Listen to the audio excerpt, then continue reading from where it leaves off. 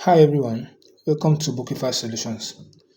In today's video, we are going to walk through how to set up custom units of measurements for a pharmacy or drugstore businesses using QuickBooks Desktop enterprises. So this is crucial for tracking inventory accurately, improving your reporting, and also ensuring compliance. Let's jump right in. Some of us might ask, why does unit of measurement matters in pharmacy business settings? It's important because it explains how meds come in different packaging like tablets, boxes, or strips. Now, it also mentions inventory accuracy. It make the pricing and also profit tracking.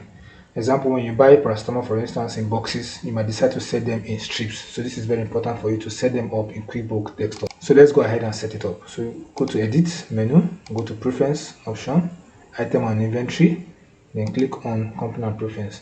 From your own system, if you've not enabled it, you see Enable. But here, once you enable, select multiple units measure, then you have to save and close. So let's go ahead and create a unit of measure set in QuickBooks. So go to List and Item, go to Item. So let's create an item, then from there we'll select the option. So it has to be inventory part. So we're going to name this paracetamol, for instance, 500 milligram. Then the unit of measure set, add new. You can name this as order. I want to name the base unit as tablet. So base unit is the smallest unit you can say that item. So TBTS or TBT. So next, here now we are going to add two items. One is strips. So let's name STPS. How many tablets is in a strip? In a strip, that is 10. Then in a box, let's use BX. 100 tablets is in a box. So we're gonna hit next. So in the purchase, you can decide to buy them in box because you buy in bulk, right? Then when you sell in strips. You can go ahead, click on next. So it can be order by tablet or just put tablets. Okay, tablet is good. So click on finish. Now you have tablets per tablet. So let's say the cost per tablet is 550. Just use 500, right? Then for sales price, let's say 600. Then we want to use a cost of goods sold to track this, and an income account whenever we sell, and we want to make sure it is on finished goods or just inventory, not finished goods. So we don't have this on stock. We're just creating the item for the first time. So I'm going to click on OK. So you see we have it here on our list of items. So the next thing we want to do, we want to make use of unit of measures in transactions. So let's go home. Then let's make purchase order. So I'm going to enter purchase order. So let's say we want to buy 2 boxes. So I'm going to select a vendor. Let's use ABC Limited, and today's date, purchase order number 0001. So I'm going to select the paracetamol, and we need, you can see it's coming out as box. Remember, 500 per tablet. And how many do you have in the tablet? 100. That's why showing 50,000. So let's say we want to get 10 box.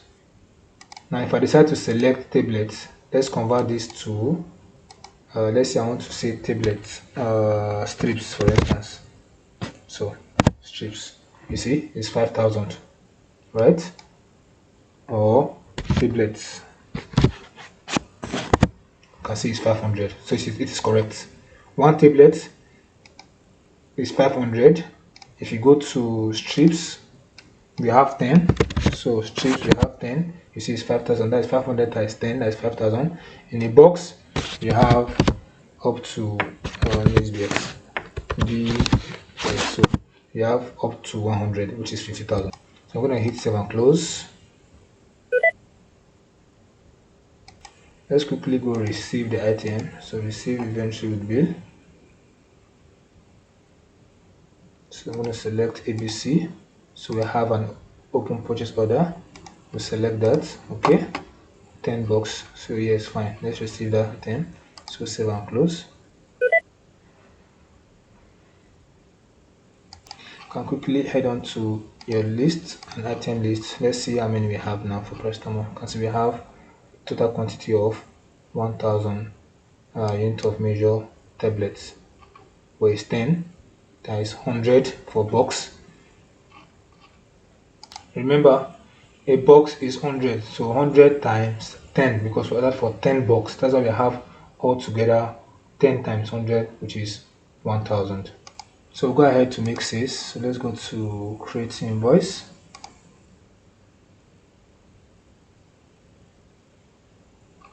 So we are going to sell three strips. So let's say to Aboki. Okay, then select the item code customer. So you see we sell in strips, right? Because we've already set it up. So we are selling how many? So let's say 3. So you see your valuation is going to be 3 strips, that is 6,000 by 3, which is 18. Remember, your customer in strips is 10, right? 10, and the price is 6,000. So 600 that we are in the price. So 600 times 10, that's why we are having 6,000, which is also correct. So hit save and close.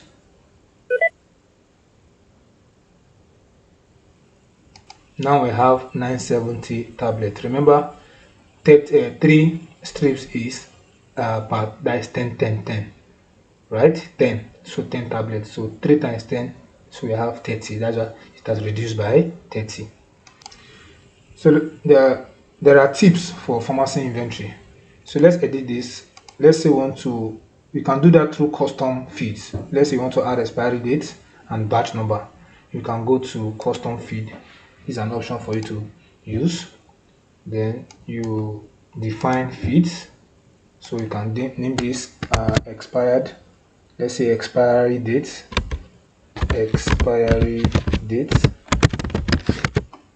Then the next one can be batch number, since they come in batch number.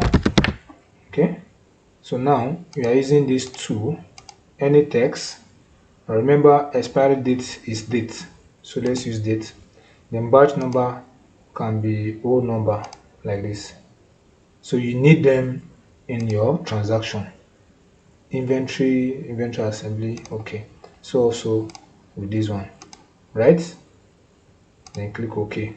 So whenever you want to create an item, it will surely come up for you to fill. So you can see you can fill in the expiry date here and the batch number.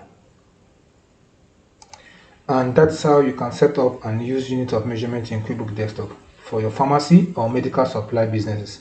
It helps you to sell smarter, track stock better, and boost profit. Don't forget to like, subscribe, and drop your questions in the comment section.